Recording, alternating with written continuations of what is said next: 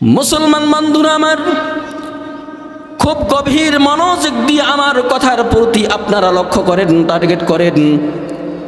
ভূমিকা স্বরূপ আপনাদেরকে কথা বলার মতো, কথা বোঝার মতো আমার হাতে আর কোনো সময় নেই।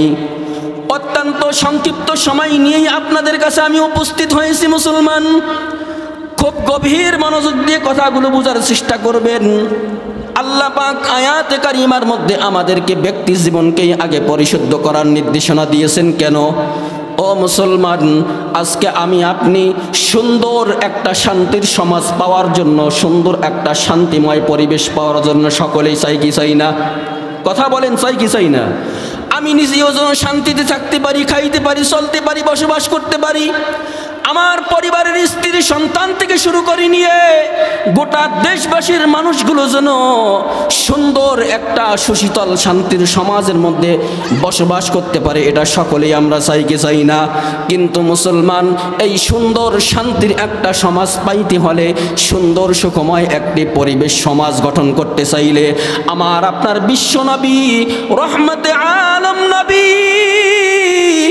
আকায়ে নামদার তাজদার নবী মুহাম্মাদুর রাসূলুল্লাহ সাল্লাল্লাহু আলাইহি ওয়াসাল্লামের আদর্শ অনুকরণ ব্যতিরেকে বলুন তো দেখি, বিশ্বের মধ্যে আজও পর্যন্ত কোনো শান্তির সমাজ গঠন করা সম্ভব হয়েছে? কথা বলেন, হয়েছে?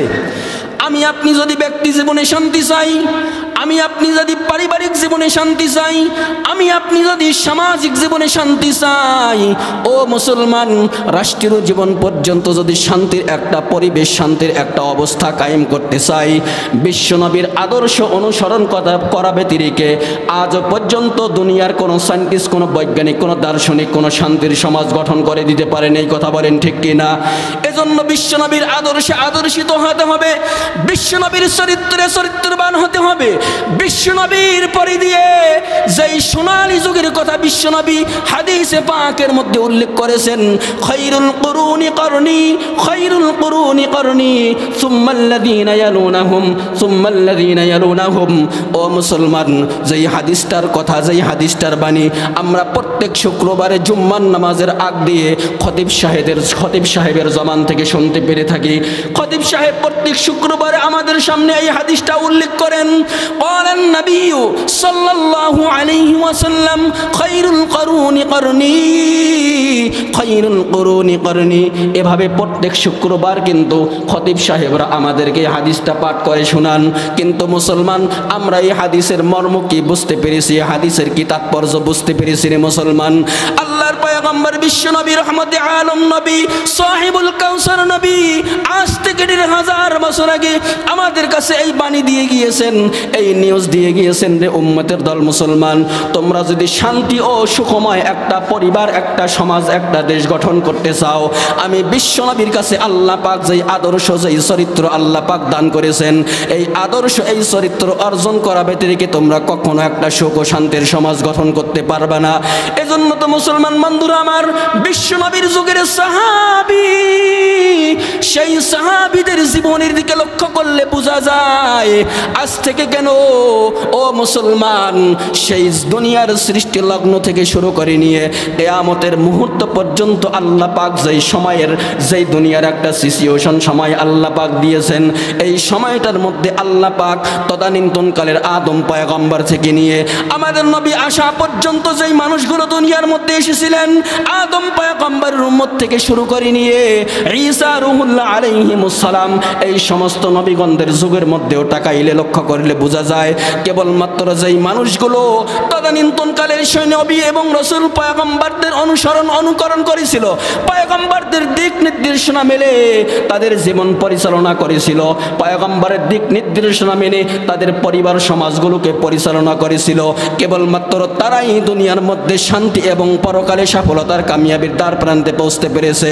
আর যারাই নাকি আদম পয়গম্বর থেকে শুরু করে নিয়ে ঈসা রুহুল্লাহ আলাইহিমুস সালাম পর্যন্ত এই সমস্ত নবী রাসূলগণের সঙ্গে যারাই নাকি বিরোধিতা করেছিল, মুসলমান জানা থাকলে, বুঝে থাকলে সঠিক উত্তর করবেন, রাইট অ্যান্সার করবেন। বলুন তো দেখি, নমরুদের যুগে ইব্রাহিম পয়গম্বরের সঙ্গে বিরোধিতা করে নমরুদ টিকে ছিল না নমরুদ ধ্বংস হয়ে গিয়েছিল? কথা বলেন, টিকে ছিল না ধ্বংস হয়েছে? ফেরাউনের যুগে আল্লাহর পয়গম্বর জলিলুল কদর একজন নবী মুসা কালিমুল্লাহর সঙ্গে ফেরাউন বিরোধিতা করে ফেরাউন টিকে ছিল না, ধ্বংস হয়েছিল।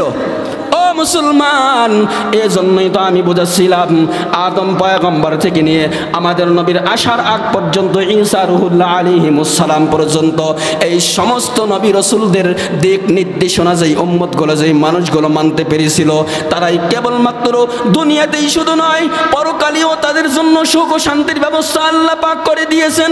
সেই হিসাবে আল্লাহ পাক আখিরি নবী হিসাবে আখিরি উম্মতের জন্য আখিরি যুগের জন্য আল্লাহ পাক যেই বিশ্ব নবী বিশ্ব মানবতার মুক্তির দিশারি মুহাম্মাদুর রাসূলুল্লাহ সাল্লাল্লাহু আলাইহি ওয়াসাল্লামকে আল্লাহ পাক যখন প্রেরণ করলেন, নাজিল করলেন এই অসভ্য জাতিগুলোকে সভ্যতা শিক্ষা দেওয়ার জন্য, অশান্তি পরিবেশ অশান্তি এই সমাজগুলোর ভিতরে শান্তি সৃষ্টি করার জন্য, পথভ্রষ্ট মানুষগুলোরে এরকম হিদায়াত দেওয়ার জন্য, জাহান্নামমুখী মানুষগুলোরে জান্নাতমুখী বানানোর জন্য, আল্লাহ ভোলা মানুষগুলোরে আল্লাহকে চিনার জন্য। কিন্তু মুসলমান আল্লাহর পয়গম্বর যখন একে একে নিজের আব্বাজানরে হারাইলেন জন্মের আগ দিয়ে, 6 কিংবা 8 বছর বয়সে যখন আমার পয়গম্বর নিজের মারেও হারাইলেন, এভাবে দরপর্যায়ক্রমে 10 বছর 2 মাস আল্লাহর পয়গম্বর যখন বয়সে উপনীত হলেন, পয়গম্বর যখন ওনার দাদা আব্দুল মুত্তালিবকেও আল্লাহর পয়গম্বর যখন হারাইয়া ফেললেন রে মুসলমান, এরপরে দিয়ে পয়গম্বর আস্তে আস্তে আস্তে আস্তে যখন আল্লাহর পয়গম্বর একটু বড় হইতে লাগলেন, এক পর্যায়ে যখন পয়গম্বর 40 বছর 1 দিন বয়সে উপনীত হইলেন, ও মুসলমান আল্লাহ পাক যখন আমাদের পয়গম্বরকে নবুয়তের দায়িত্ব দান করলেন, প্রথম ওহী যখন আল্লাহ পাক নাজিল করলেন, ইকরা বিসমি রাব্বিকাল্লাযী খলাক খলাকাল ইনসানা মিন আলাক ইকরা ওয়া রাব্বুকাল আকরাম আল্লাযী আল্লামা বিল কলম আল্লামাল ইনসানা মা লাম ইয়ালাম। বলেন আল্লাহু আকবার। মুসলমান এই প্রথম বিধানগুলো যখন আল্লাহ পাক হেরা গুহার মধ্যে অবতীর্ণ করলেন, আল্লাহর পয়গম্বর যখন ওয়াহির দায়িত্ব বহন করা শুরু করে দিলেন, এক পর্যায়ে যখন আল্লাহ পাক তালিম এবং তাবলীগের কাজ আরম্ভ করে দিলেন, কাফের মুশরিক কুফারে মক্কাগুলো বিশ্বনবীর বিরোধিতা শুরু করে দিলেন। আবু জাহেল, উতবা, শাইবা, আবু লাহাব থেকে শুরু করে নিয়ে মক্কা নগরীর সমস্ত কাফের মুশরিকগুলো পয়গম্বরের সঙ্গে বিরোধিতা শুরু করে দিলেন।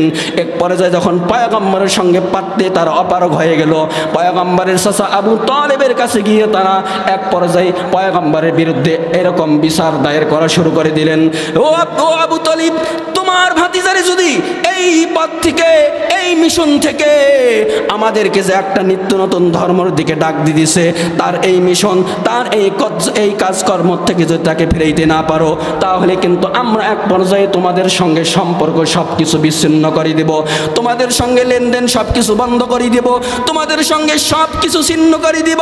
ও মুসলমান, এক পর্যায়ে পয়গম্বরের চাচা অপারগ হয়ে আল্লাহর পয়গম্বর বিশ্বনবী রহমতে আলম নবীকে ডাক দিয়ে চাচা এবারে বলতেছেন, ও ভাতিজা, তুমি যেই মিশনটা করতেছো, যেই কাজটা করতেছো, এই কাজ যদি তোমার আসলেই সত্য হয়ে থাকে, আল্লাহ প্রদত্ত আসমান থেকে যদি এসে থাকে, তোমার কাজ যদি তুমি ছাড়তে না পারো, তুমি সব কিছু চালিয়ে যাও, তোমার কোনো বাধা দেওয়ার কেউ নাই। আমি চাচা আবু তালেব বলতেছি, তোমার এই মিশন করতে গিয়ে মক্কা শুধু নয়, গোটা আরব আমিরাতের মধ্যে কেউ যদি বাধা বিঘ্ন সৃষ্টি করে, আমি আবু তালিব আমার সব কিছু দিয়ে, আমার জান মাল ইজ্জত সব কিছুর দিয়ে তোমার হেফাজত করার চেষ্টা করব। বলেন আল্লাহু আকবার। মুসলমান বুঝে থাকলে সঠিক উত্তর করবেন। বলুন তো দেখি, আল্লাহর পয়গম্বরের চাচা আবু তালিব তদানীন্তনকালে ইসলাম গ্রহণ করেছিল কি করে নাই? কথা বলেন, ঈমান নিয়েছিল? ঈমান নিয়েছিল? কিন্তু ঈমান নেয় নাই। এরপরেও দেখেন পয়গম্বরের প্রতি কিরকম টান, কিরকম মহাব্বত। ও মুসলমান, আজকে আল্লাহ পাক আমি আপনাকে আমাদেরকে আল্লাহ পাক কোন রকমের আবেদন, কোন রকমের আরজি পেশ করা ছাড়াই যেই আল্লাহ পাক আমাকে আপনাকে ইমানদার পরিবারে জন্মগ্রহণ করার সুযোগ দিয়েছেন, যে আল্লাহ পাক আব্দুল রহমান আব্দুল করিম নামে একজন বাবার উহুসের মাধ্যমে, আমিনার মতো একজন মায়ের গর্ভের মাধ্যমে আমাকে মুসলিম পরিবারে মুসলমান হিসাবে জন্ম নেওয়ার সুযোগ দিয়েছেন, এতে করে আল্লাহ পাক আমার আপনার উপরে ইহসান করেছে না জুলুম করেছে? কথা বলেন, ইহসান করেছে না জুলুম করেছে? তাহলে যেই আল্লাহ পাক আমাকে আপনাকে আবেদন করা ছাড়াই, দরখাস্ত করা ছাড়াই যেই আল্লাহ পাক আমাকে আপনাকে ঈমান নামক একটা মহা সম্পদ দান করলেন, সেই আল্লাহ পাকের আনুগত্য করা এবং বিশ্বনবী মুহাম্মদুর রাসূলুল্লাহর মহব্বত ভালোবাসা আমাদের অন্তরে নেওয়া, অন্তরে থাকাটা জরুরি আছে কি নাই? আছে? সেই বিশ্বনবীর মহব্বত আর ভালোবাসা আমার আপনার অন্তরের ভিতরে কতটুকু আছে রে মুসলমান? আজকে আল্লাহ পাকের বিধান কুরআনুল কারীমের আইনের উপরে সরাসরি বাধাবিঘ্ন সৃষ্টি করা হয়, বিশ্বনবীর হাদিসের উপরে সরাসরি বাধাবিঘ্ন সৃষ্টি করা হয়। আজকে আলেম ওলামা থেকে শুরু করে নিয়ে মসজিদ মাদ্রাসা এই সব কিছুকে নিয়ে সব ধরনের এরকম রং তামাশা সৃষ্টি করা হয়, কিন্তু আমি আপনি একজন মুসলমান ইমানদার হওয়া সত্ত্বেও চুপচাপ বসে থাকি। বসে থাকলে সঠিক উত্তর করবেন, যদি আমার আপনার পরবের ভিতরে, আমার আপনার দিলের ভিতরে যদি আল্লাহ এবং রাসূল, দ্বীন এবং ইসলাম, কোরআন ও হাদিসের প্রতি সঠিক মায়া মমতা ভালোবাসা থেকে থাকে, তাহলে আমার মতো ইমানদারের সামনে আল্লাহর পয়গম্বরের দিনকে নিয়ে, আল্লাহর পয়গম্বরের আনিত এই ইসলামকে নিয়ে, আল্লাহ পাকের বিধানকে নিয়ে যদি কোনো কাফির, মুশরিক, নাস্তিক, মুরতাদ, বেঈমান আমার আপনার আল্লাহ পাকের পক্ষ থেকে নাজিলকৃত এই ইসলামকে নিয়ে কেউ যদি কটূক্তি করে, আমি আপনি ইমানদার হওয়া সত্ত্বে বসে থাকাটা আমার জন্য খারাপই না অমঙ্গল? কথা বলেন, খারাপই হবে না মঙ্গল হবে? আমার আপনার ইমানদার হিসেবে দায়িত্ব এক নম্বর, আমার আপনার ইমানের উপরে, ইসলামের উপরে, কোরআনের উপরে, হাদিসের উপরে, আল্লাহর পক্ষ থেকে নাজিলকৃত কোরআনের উপরে আক্রমণ হবে। আমি একজন ইমানদার চুপচাপ বসে থাকবো, এটা আমার আপনার পক্ষে কখনো সম্ভব হতে পারে? এজন্য মুসলমান সব থেকে এক নম্বর একজন ইমানদার মুসলমানের করণীয়, বর্জনীয় কিছু বিষয় আছে। আমার আপনার ইমানদার হিসাবে কি করণীয়, আমার আপনার ইমানদার হিসাবে কি বর্জনীয়, আজকে আমরা এগুলো অনেকেই জানি না, চিনি না। বিধায় আমার আপনার ইমান কখন, কোন দিক দিয়ে, কিভাবে কাফের, মুশরিক, নাস্তিক, মুরতাদ বেঈমানেরা আমার আপনার ইমানকে নষ্ট করে দিতেছে, হ্রাস করে দিতেছে, কিন্তু আমি টের পাচ্ছি না। কথা বলেন ঠিক কিনা? এজন্য মুসলমান সঠিকভাবে বুঝতে হবে কোনটা আমার জন্য করণীয়, কোনটা আমার জন্য বর্জনীয়, কোন কাজটা করলে আমার আপনার ইমানের উপরে আঘাত আসতে পারে, কোন কাজটা করলে আমার আপনার ইমান আমল নষ্ট হয়ে যাইতে পারে। মুসলমান বন্ধুরা আমার, খুব গভীর মনোযোগ দিয়ে বোঝার চেষ্টা করবেন। আজকে আল্লাহ পাক যেই বিধান দিলেন, আলাইকুম আনফুসাকুম লা ইয়াদুররুকুম মান দাল্লা ইযা ইহতাদাইতুম, আল্লাহ পাক যে বিধান দিলেন, আগে তোমার ব্যক্তি জীবনকে তুমি পরিশুদ্ধ করো, এরপরে দিয়ে তোমার পরিবার লোক থেকে শুরু করে নিয়ে, তোমার সমাজ এলাকাবাসী থেকে শুরু করে নিয়ে গোটা দেশবাসী, গোটা দুনিয়াবাসীকে আল্লাহ পাকের এরকম নির্দেশিত হেদায়েতের পথের পথিক বানানোর চেষ্টা করো। তোমার চেষ্টা করার পরে দিয়েও যদি তারা হেদায়েতের পথের পথিক না হয়, তাহলে কাল কিয়ামতের ময়দানে আল্লাহ পাক, তুমি একজন গার্জিয়ান হিসাবে, তুমি একজন পিতা হিসাবে, তুমি একজন নানা হিসাবে, তুমি একজন এরকম অধীনস্থ হিসাবে আল্লাহ পাক তোমাকে জিজ্ঞাসা করবে না কেন তুমি একজন বাবা হওয়া সত্ত্বেও, তুমি একজন বড় ভাই হওয়া সত্ত্বেও, তুমি একজন গ্রামের মাতব্বর ব্যক্তি হওয়া সত্ত্বেও তোমার অধীনস্থ ব্যক্তিগুলো কেন জাহান্নামী হলো, কেন পথভ্রষ্ট হলো, কেন তারা আজকে জাহান্নামের এরকম বাসিন্দা হলো? তাহলে কিয়ামতের ময়দানে আল্লাহ পাক আমাকে আপনাকে এই প্রশ্ন করবে না, আমাকে আপনাকে জিজ্ঞাসিত হতে হবে না। কথা বলেন ঠিক কিনা?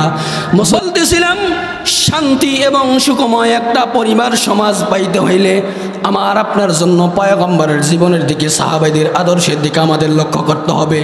আল্লাহ পাক আয়াতে কারিমার মধ্যে বলতেছেন, আলাইকুম আনফুসাকুম, আগে নিজের নফসকে অর্থাৎ নিজেকে আগে পরিশুদ্ধ করতে বলছেন, এরপরে দিয়ে আমি বাবা, আমি বড় ভাই, আমি নানা, আমি দাদা, আমি গ্রাম্য মাতব্বর, মেম্বার, চেয়ারম্যান, এরপরে দিয়ে যদি আমি আমার অধীনস্থ ব্যক্তিগুলোরে আমি পরিশুদ্ধ হওয়ার কথা বলি, এরপরে দিয়ে যদি আমি আমার অধীনস্থ ব্যক্তিগুলোরে নামাজি হইতে বলি, এরকম গুনাহ থেকে মুক্ত থাকতে বলি, বিড়ি সিগারেট খাইতে মানা করি, সুদ ঘুষ থেকে মুক্ত থাকতে পারি, কিন্তু আমি নিজে গার্জিয়ান যদি গুনাহের মধ্যে নিমজ্জিত থাকি, আমি গার্জিয়ান নিজেই যদি নামাজ না পড়ি, আমি গার্জিয়ান নিজেই যদি সুদ ঘুষের মধ্যে লিপ্ত থাকি, আমি গার্জিয়ান নিজেই যদি মদ পানির মধ্যে লিপ্ত থাকি, আমি গার্জিয়ান নিজেই যদি জুয়ার মধ্যে লিপ্ত থাকি, বলুন তো দেখি আমার মতো গার্জিয়ানের মাধ্যমে সন্তান তো পরিশুদ্ধ হওয়া দূরের কথা, গ্রামে এলাকাবাসীর লোককে আমার মতো গার্জিয়ানের কথা শুনতে পারবে? শুনবে? শুনবে না।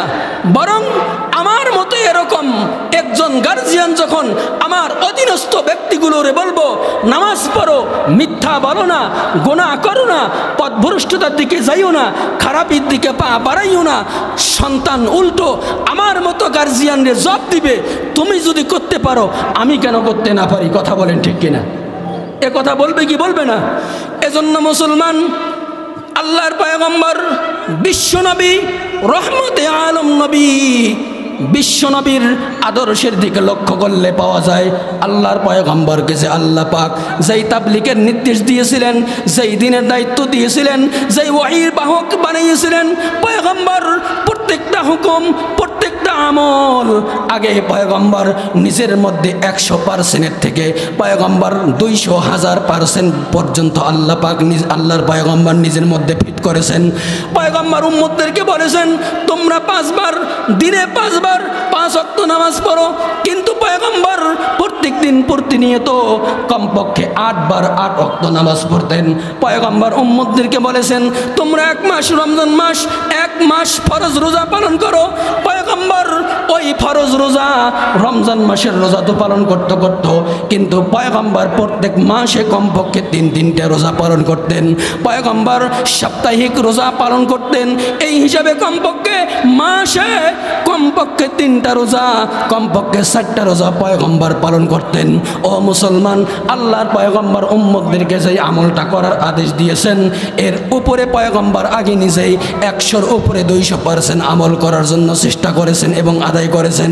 এরপরে দিয়ে উম্মতদেরকে বলেছেন যে উম্মতের দল মুসলমান, আমি পয়গম্বর 200,000% পর্যন্ত আমি এই আমলগুলো আদায় করলাম, তোমরা কমপক্ষে 100% পর্যন্ত আমল করার চেষ্টা করবে। বলেন সুবহানাল্লাহ।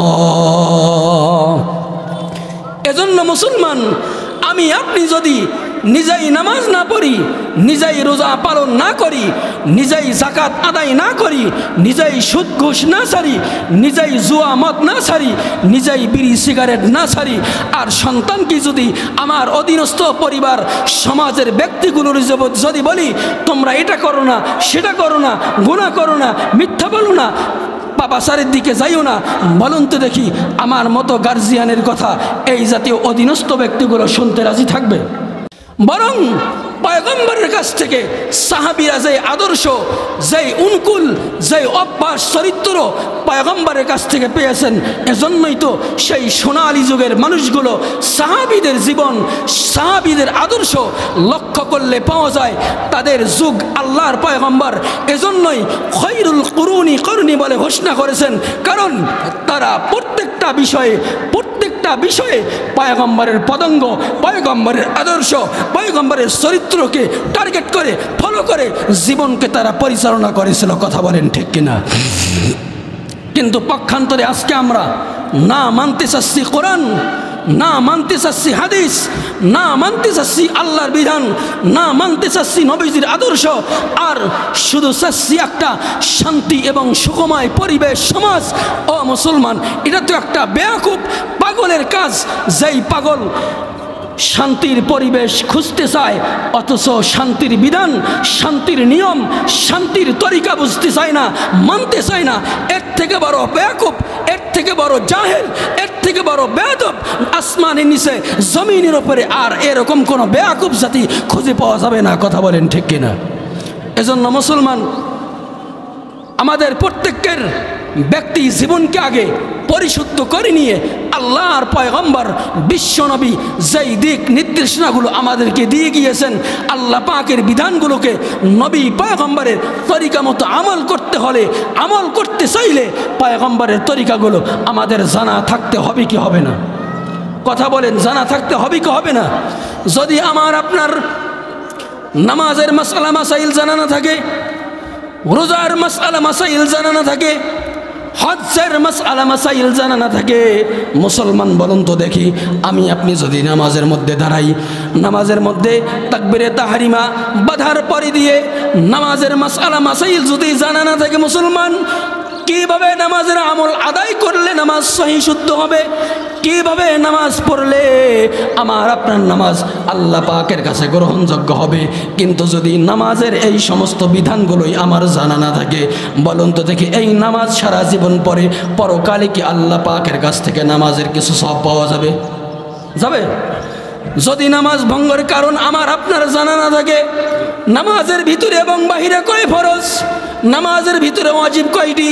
ও মুসলমান, নামাজের ভিতরে এবং বাহিরে 13টি যে ফরজ, নামাজের মধ্যে যে 14টি ওয়াজিব, ও মুসলমান এই মাসআলাগুলো যদি আমার আপনার সঠিকভাবে জানা না থাকে, অধিকাংশ মুসাল্লি যারা আমরা নামাজ পড়ি, কেবলমাত্র যেই মুসাল্লিগুলো হয়তো বা 1 সিল্লা 2 সিল্লা 3 সিল্লা সময় লেগেছে, অথবা কোনো একজন হক্কানি আলেম বুজুর্গের সঙ্গে সংস্পর্শ আছে, সম্পর্ক আছে, ইমাম মুয়াজ্জিন খতিবদের সঙ্গে সুসম্পর্ক আছে, এরকম মানুষ মুসাল্লিগুলো বাদ দিয়ে অধিকাংশ মানুষই বলতে পারবে না নামাজের ভিতরে এবং বাহিরে 13টি যে ফরজ আছে কি কি? কথা বলেন, বলতে পারবে? এরকম অনেক মানুষ দেখবেন সমাজে আছে, নামাজের মাসআলা মাসাইল জানেই না, এমনিতেই মসজিদের মধ্যে গিয়ে তার ডানে বামে যেই লোকগুলো নামাজ পড়তেছে, অথবা একজন মুয়াজ্জিন ইমাম খতিব বা একজন আলিম, অথবা একজন এরকম যে লোকটা ভালোভাবে নামাজের মাসআলা মাসাইল জানে, 1 সিল্লা 2 সিল্লা 3 সিল্লা দিয়ে আসছে, তার দেখে দেখে উঠে এবং বসে নামাজের আরকানগুলো, নামাজের উঠা বসাগুলো পালন করে। এরকম অনেক মানুষ আছে। আপনাদেরকে বললে হয়তো আশ্চর্য হবেন, আমি বর্তমান যে জায়গায় যে মসজিদে জুমার নামাজ পড়াচ্ছি, রংপুর জাহাজ কোম্পানি মোড় থেকে 7 মাথা রোড, আমার মসজিদের মুসাল্লির মধ্যে একজন মুসাল্লি, এই আল্লাহর বান্দা একদিন নামাজের পরে দিয়ে আমার কাছে এসে বলতেছে, হুজুর আমাকে তো আল্লাহ পাক 3টা সন্তান, ছেলে সন্তান দিয়েছে, 2টা সন্তানকে আমি জাগতিক বিদ্যায় আপার লেভেলের শিক্ষায় শিক্ষিত করেছি, একজনকে ডক্টরস বানিয়েছি, আরেকজনকে ইঞ্জিনিয়ার বানিয়েছি, আর একটা সন্তান ছেলে কেবলমাত্র বয়স 12 বছর, এরকম জেনারেল লাইনে সেটাও পড়তেছে, কিন্তু এখন মনস্থ করেছি সন্তানটারে আমি একটা মাদ্রাসায় দিয়ে হাফেজ আলেম বানানোর নিয়ত করেছি। আমি পরক্ষণে জিজ্ঞাসা করলাম, উনিও একজন প্রফেসর, পীরগঞ্জ ডিগ্রি কলেজের প্রফেসর। প্রফেসরকে জিজ্ঞাসা করলাম, স্যার এতদিন পরে আপনার এই 12 বছর বয়সের এই সন্তানকে মাদ্রাসায় দিবেন, এতদিন তাহলে কমপক্ষে আরও 4 বছর আগেই নিয়তটা করলেন না? বলতেছে না, আমার কেবলমাত্র বুঝে আসছে। কেন? প্রফেসর ডাক দিয়ে বলতেছে, হুজুর এই যে আমার বয়স 60-এর কাছাকাছি, 50-60 বছর বয়সে আমি আজও পর্যন্ত নামাজের মাসআলা মাসাইলগুলোরে আমি সঠিকভাবে জানতে পারি নাই, শিখতে পারি নাই। আমার যেই 2 সন্তানকে আমি বিশ্বের আপার লেভেলের একজনকে ডাক্তার বানিয়েছি, আপার লেভেলের একজন সন্তানকে আমি ইঞ্জিনিয়ার বানিয়েছি, ওই সন্তানগুলো কিন্তু আজও পর্যন্ত জানে না আমি পিতা যদি ইন্তেকাল করি, আমার লাশের সামনে দাঁড়াইয়া কি করতে হবে, কি পড়তে হবে, কি আমলগুলো করতে হবে, এই মাসআলাগুলো কিন্তু আমারও 2 সন্তান জানে না। গত রাত্রে হুজুর ঘুমের মধ্যে স্বপ্নে দেখলাম, ঘুমের মধ্যে আল্লাহ পাক আমাকে স্বপ্নে দেখাইল, আমি দেখতেছি আমার ওই 2 সন্তান দুনিয়ার মধ্যে অঢল সম্পদের মালিক হয়েছে। একটু পরেই দেখতে পাইলাম আমার ওই ডাক্তার এবং ইঞ্জিনিয়ার সন্তানের পিছনে 2টা বড় বড় সাপ, 2টা বড় বড় সাপ তাদের পিছু নিয়ে তাদেরকে ধাওয়া করতেছে। হুজুর এই স্বপ্ন দেখার পর থেকে নিয়ে আমি খুবই বিচলিত, খুবই আশ্চর্য হয়ে কেবলমাত্র আপনার কাছে এই স্বপ্নের বর্ণনা আমি করলাম। এই স্বপ্নের তাবির ব্যাখ্যাটা কি হইতে পারে হুজুর? এই ভয়ে আমি নিয়ত করেছি, যাক যে দুই সন্তানরে আমি জাগতিক বিদ্যায় আপার লেভেলের শিক্ষায় শিক্ষিত করেছি, বিশ্বের সেরা এরকম পিএইচডি অর্জন করাইছি, 3 নম্বর সিলেটারে না হয় কওমি মাদ্রাসায় পড়াইয়া হাফেজ আলেম বানাই। আমার কাছ থেকে যখন এই প্রফেসর আমার কাছ থেকে যখন জিজ্ঞাসা করলো, জানতে চাইলো ওই স্বপ্নের ব্যাখ্যাটা কি হইতে পারে, আমি সঙ্গে সঙ্গে বুঝতে পারলাম আল্লাহ পাক আপনার ওই দুই সন্তানকে যেই পরিমাণের সম্পদের মালিক বানিয়ে দিয়েছেন, যেই নিয়ামতগুলো আল্লাহ পাক দান করেছেন, এই সম্পদগুলোকে আল্লাহ পাক সাপের আকার আকৃতি রূপে তাদের পিছনে আল্লাহ পাক তৈরি করে দিয়েছেন। তারা তো দিন থেকে মাহরুম, তারা তো দিনের মাসালা মাসাইল শিখে নাই, তারা তো ঈমান থেকে দূরে সরে গিয়েছে, তারা কিছুই অর্জন করতে পারে নাই।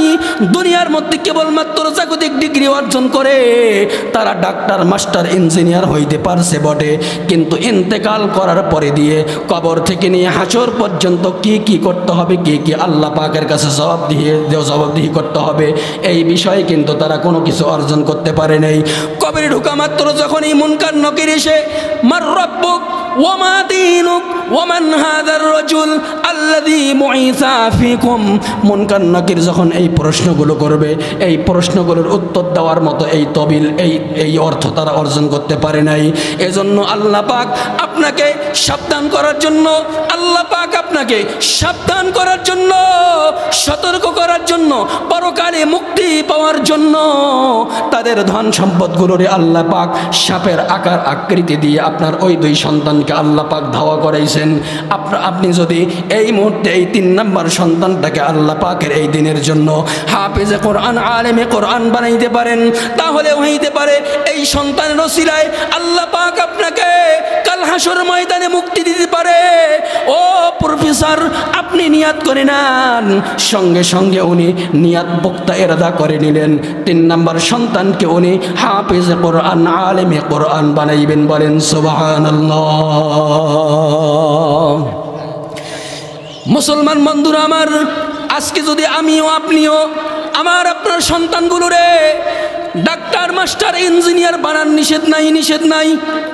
ডাক্তার বানান, মাস্টার বানান, ইঞ্জিনিয়ার বানান, ওসি বানান, এসপি বানান, ডিসি বানান, যাই বানান না কেন, কিন্তু প্রথমেই যদি সন্তানের মস্তিষ্কের ভিতরে কোরআনের বিদ্যা, দ্বীনের বিদ্যা, ইমানের প্রশিক্ষণ, ইমানের তালিম যদি দিয়ে দেন, এই সন্তান পরবর্তীতে বিশ্বসেরা যেই পিএইচডি ডিগ্রি অর্জন করে আসুক না কেন, এই সন্তান কখনো নাস্তিক্যবাদের দিকে যাবে না, এই সন্তান কখনো পশ্চিমাদের আদর্শ গ্রহণ করবে না। ও মুসলমান, কিন্তু যদি সন্তানগুলোরে কোরআনের শিক্ষা থেকে দূরে সরে নিয়ে, সন্তানগুলোরে যদি ইমানের শিক্ষা থেকে দূরে সরে নিয়ে বাংলার ডিগ্রি অর্জন করাইয়া Bharat, Pakistan, Afghanistan, Africa, England, Thailand, London degree, সর্বোচ্চ ডিগ্রি অর্জন করাইয়া যখন বাংলার জমিনে এই সন্তানগুলো আসবে, অন্য কিছু অর্জন করতে পারুক আর না পারুক, অন্য কিছু শিখতে পারুক আর না পারুক, অন্য কিছু বুঝতে পারুক আর না পারুক, কমপক্ষে ওই লন্ডন ডিগ্রি অর্জন করে নেওয়ালা সন্তান নাস্তিকবাদ হইতে ভুল করবে না। ওই সন্তান বাংলার জমিনে এসে আলেম ওলামা বিদ্বেষী তৈরি হবে, ওই সন্তান বাংলার জমিনে এসে মসজিদ মাদ্রাসার বিরুদ্ধে দাঁড়াইয়া যাবে। কথা বলেন ঠিক কিনা? এজন্য মুসলমান শুধু শান্তি চাই, সুখ চাই, সুখময় একটা পরিবার, সমাজ চাই, কিন্তু আমি নিজেও কোরআনের ইলম শিখলাম না, আমি নিজেও আলেম হলাম না, আমি নিজেও মসজিদ মাদ্রাসাকে মহব্বত করলাম না, সন্তানগুলোদেরকেও ওই পথের পথিক বানাইলাম না, সন্তানগুলোকেও হাফিজ আলেম বানাইলাম না, কিভাবে আমি আপনি একটা সুখ ও শান্তির পরিবেশ, সমাজ চাই? কথা বলেন ঠিক কিনা? শান্তি, সুখ আল্লাহ পাক দিয়েছেন কেবলমাত্র ইমান, ইসলাম, কোরআন এবং হাদিসের সমন্বয়ে। সুখ ও শান্তি পাইতে চাইলে ইমান, ইসলাম, কোরআন, হাদিস এর বিকল্প কোনো পথ অবলম্বন করলে সুখ শান্তি পাওয়া তো দূরের কথা, পথভ্রষ্ট জাহান্নামের পথিক হওয়া ছাড়া আর অন্য কোনো পথের পথিক হওয়া সম্ভব হবে না। কথা